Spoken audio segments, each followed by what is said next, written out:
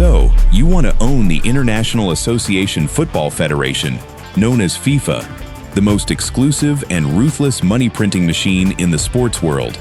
Indeed, when talking about a trillion-dollar business empire, people usually think immediately of building a monopolistic tech giant in Silicon Valley, or establishing a bloodthirsty private equity firm on Wall Street.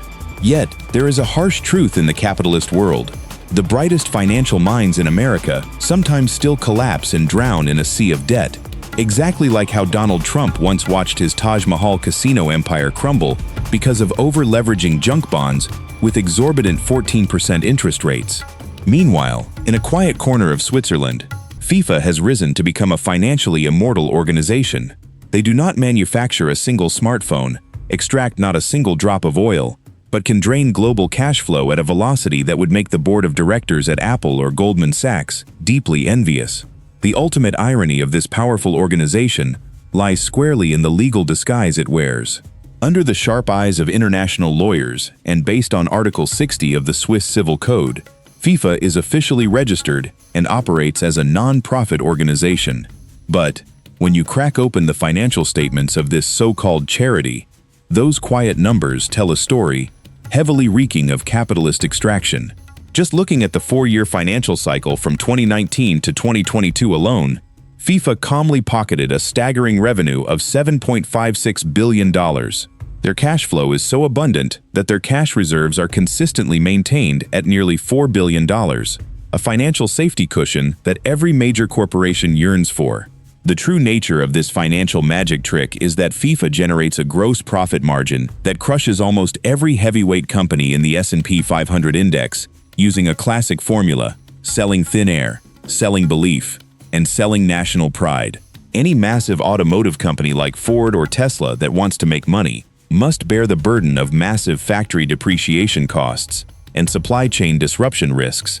However, the FIFA executives stand completely outside those brutal physical laws of business. This organization does not spend a dime out of pocket to pour concrete and build a single mega stadium, pays zero base salary to highly priced superstars like Lionel Messi or Kylian Mbappe, and they certainly take no responsibility for turf maintenance or expensive security fees for the matches. That entire burden of massive operational costs is shoved directly onto the shoulders of hardworking taxpayers in the host nations. Meanwhile, all the lucrative cash flow extracted from broadcasting and sponsorship contracts flows straight into highly secured bank accounts in Zurich, completely immune to any corporate income tax. In reality, if you look deep into the financial structure of this organization, you will recognize a business model so ruthless that it borders on greatness. The true nature of FIFA is not merely a sports governing body. It operates more like a transnational monopoly franchise, executing a core financial philosophy: internationalize costs, privatize profits. What does that mean? It means every massive capital investment poured into building the business foundation is borne by sovereign governments, while all the cold, hard cash generated flows entirely into FIFA's pockets. To truly understand the audacity of this model, let us look straight at the ledgers of the 2022 World Cup. The government of Qatar had to bite the bullet and spend an insane figure of up to $220 billion over a decade of preparation. This massive fortune was not just used to build 7 brand-new, air-conditioned mega-stadiums in the middle of the desert, but also to establish a completely new metro system, expand airport capacity, and build tens of thousands of luxury hotel rooms. Yet the central question here is, how much capital expenditure, CapEx, did FIFA contribute to this monumental infrastructure project? The short answer is, not a single cent. In the cutthroat financial world of America, if a real estate investment trust, REIT, or an asset management giant like Blackstone wants to collect rent, they are strictly required to pump raised capital into construction. Afterward, they must bear all the risks associated with maintenance costs, local property taxes, and especially the massive asset depreciation that eats into their profits every year. Thanks to its monopolistic position, FIFA completely erases those headache-inducing concepts from its balance sheet. They do not need to set up any risk provision funds for those billion-dollar concrete blocks, nor do they care how much the host nation's borrowing costs are ballooning. But the most dramatic part happens when the tournament ends.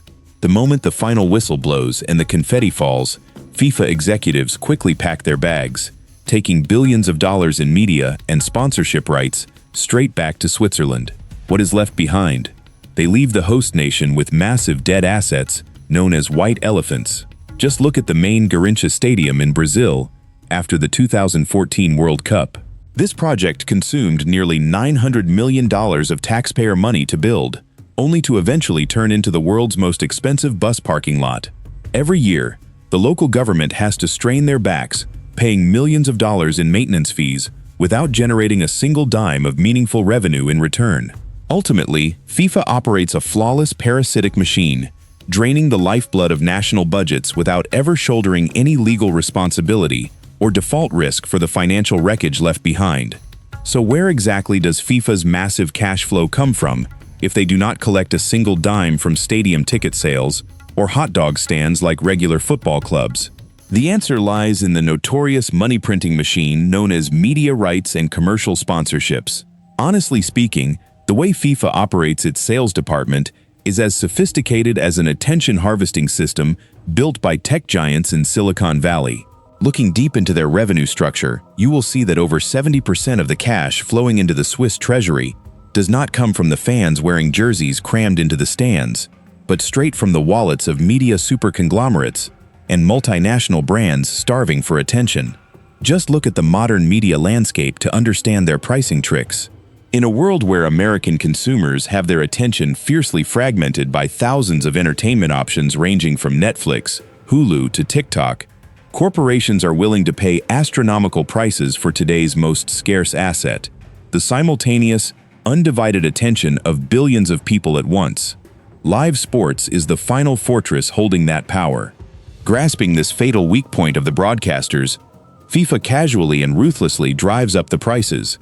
A prime example is the broadcasting rights deal in the North American market, where the Fox Sports Network and the Spanish-language broadcaster Telemundo had to bite the bullet and sign a massive check worth over $1 billion just to buy out the exclusive broadcasting rights for 2 World Cups. What is more terrifying is that this entire cash amount is locked in and transferred long before the ball even rolls on the pitch. And of course, it does not come with a single refund clause in case the tournament loses its appeal. But squeezing the television networks is only half of this ecosystem. The rest of this blood-sucking machine is the Tier 1 sponsorship system, also known as strategic partners. Just imagine, for the familiar logos of Coca-Cola, Visa, or Budweiser to be exclusively displayed on the electronic advertising boards running around the pitch, they must obediently sign long-term contracts worth hundreds of millions of dollars per cycle. What is the ultimate magic trick here? It is the fact that FIFA is not actually selling physical advertising space. The stands, the grass pitch, and even the lighting rigs were fundamentally built by the host government using billions in taxpayer money. Yet FIFA is the entity that monopolizes and sells the virtual space displayed on the television screens of billions of households globally. Ultimately, this organization is operating an incredibly clever, ultra-profitable business machine. They borrow the hardware infrastructure of sovereign nations for free to broadcast their software and then squeeze every drop of revenue from Wall Street corporations at sky-high prices. Have you ever wondered how a private entity, headquartered in Switzerland, possesses such supreme power that it can dictate sovereign superpowers to alter their own legal systems? This ruthless magic trick begins with a thick legal document called the bid book. When major American cities like New York, Los Angeles, or Dallas jump into the race to host matches for the mega event of the 2026 World Cup, they are not merely competing on the grandeur of their stadium infrastructure. Honestly speaking, they are bowing down to sign a pact that practically sells their soul in terms of taxation. To secure the hosting rights, FIFA forces the host government to submit and pass special legislation aimed at creating what Wall Street financial circles call tax-free bubbles. This concept operates in an extreme manner. During the entire duration of the tournament and lasting for months afterward, any commercial transaction bearing the FIFA logo is absolutely exempt from any financial obligation to the host nation. The massive cash flows from luxury ticket profits, broadcasting rights, all the way down to the colossal revenue from selling overpriced jerseys, are not subject to a single cent of corporate income tax or sales tax. Just imagine, Even the tech giants or the most cunning billionaires in America, whether they set up dozens of shell companies in the tax haven of Delaware or exploit sophisticated real estate loopholes through trusts in New Jersey, at the end of the day, they still have to bite the bullet and pay a portion of their profits to the Internal Revenue Service, IRS. But with the FIFA executives, the story is entirely different. They extend the tentacles of their power so far that they can force federal and state legislatures to temporarily suspend the enforcement of their domestic constitution, just to clear the path for their money-printing machine to run smoothly. Even high-ranking FIFA officials, strategic sponsors, and the personnel of broadcasting partners entering the U.S. enjoy the privilege of personal income tax exemption on the compensation they earn during the event. Indeed, this is a blatant stripping of national financial sovereignty disguised as a global football festival. When a local fan buys an ice-cold glass of Budweiser beer or a souvenir jersey at the MetLife Mega Stadium, the excise tax that should have been deposited into the state treasury to build schools, pay police salaries, or maintain highways completely evaporates into thin air. Ultimately, FIFA is not just a monopolistic business empire. They are operating their system like a supranational state, where the only recognized rules are those made by the bosses in Zurich, while billions of dollars in civil tax obligations are ruthlessly thrown straight out the window. But have you ever wondered how the top brass of FIFA, the people holding the keys to a multi-billion-dollar safe, can sit firmly on their thrones for decades without being overthrown by powerful nations?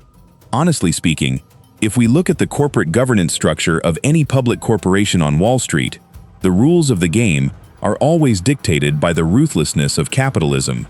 There, power is directly proportional to the capital you pump in. If you are BlackRock or Vanguard holding tens of % of a company's shares, your voice in the shareholder meeting will completely crush the retail investors. However, FIFA's ecosystem is designed based on an incredibly magical and heavily satirical mathematical loophole, the one country, one vote principle. Let me explain the insane absurdity of this model to you. FIFA's massive fortune is primarily inflated by economic superpowers and the world's biggest footballing nations. But on the political chessboard of the FIFA Congress, comprising 211 member associations, the vote of massive money-printing machines like the football federations of the United States, Germany, or France carries exactly the same weight as the vote of a tiny Pacific island like Guam, or a microstate tucked away in Europe like San Marino. This is the fatal flaw, or more accurately, the absolute mathematical advantage that the elites in Zurich have thoroughly exploited to turn FIFA into an impenetrable fortress.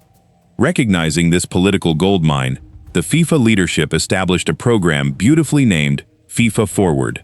On paper, this is a global sports development assistance fund. But, looking through the lens of seasoned financial experts, this fund operates exactly like a political hedge fund, used to purchase power. Every year, FIFA steadily pours budgets ranging from $1.5 to $2 million in cold, hard cash, distributed evenly to tiny federations in the Caribbean, Africa, or Oceania. For resource-poor countries, this figure of a few $1,000,000 in fresh cash is truly a massive fortune, an invaluable financial milk supply that helps local federation presidents maintain their own privileges and luxury. What is the exchange for those generous grants? It is absolute obedience. When a FIFA president needs to be re-elected, or when this organization needs to pass lucrative cash-sharing resolutions, they do not need to grovel or negotiate with the European giants. They simply need to gather enough votes from hundreds of small federations that have been heavily fed by the FIFA Forward Fund. Indeed, this is an extremely superior political shareholder model.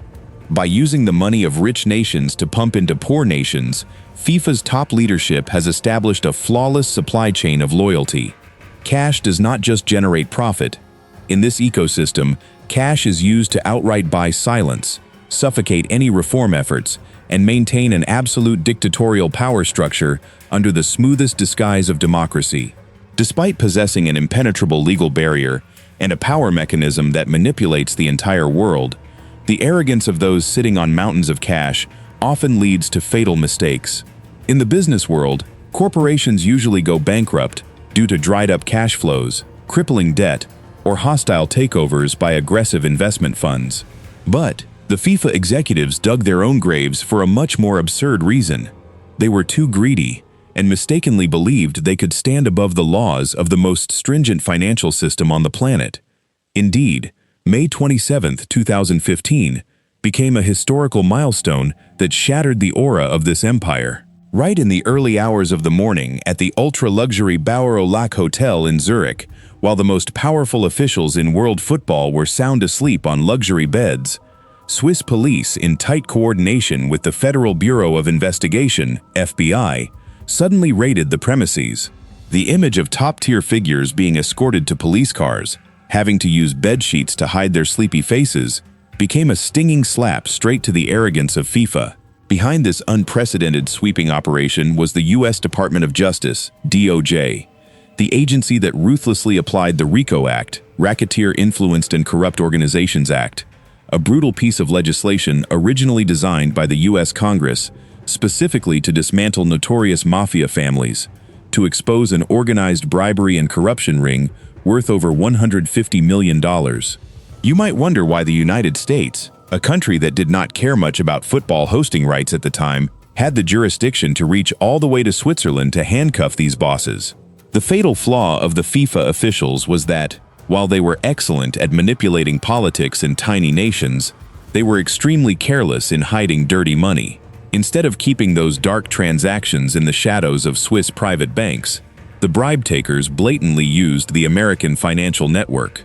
By funneling tens of millions of dollars through the transit servers and wire networks of Wall Street giants like Citigroup or JP Morgan Chase, they accidentally triggered the highly sensitive global surveillance radar of U.S. prosecutors and the Internal Revenue Service, IRS. Touching the U.S. dollar on American soil means you are provoking an entire army of federal lawyers. It is absolutely unbelievable when dissecting the FBI's classified files, one can see how sophisticated and filthy the extraction tactics of football's upper echelon truly were. In regions like CONCACAF, North, Central America and Caribbean, and CONMEBOL, South America, officials established an extremely deceptive broadcasting rights transfer pricing system. Instead of selling broadcasting rights directly to networks at transparent prices, they sold the rights at dirt-cheap prices to a few front-end sports marketing companies. Afterward, these brokerage firms would resell the broadcasting rights to television networks at exorbitant prices. That entire massive profit margin was chopped up and funneled into offshore accounts in tax havens. This illicit wealth then turned into luxury real estate in Miami, supercars, or was even used to pay for a luxury apartment in Trump Tower, just to house the pet cats of mob boss Chuck Blazer. Ultimately, power might blind people in accommodating nations, but once you dare to use the US dollar system to launder money, the ruthless legal machine of capitalism will undeniably crush you without mercy.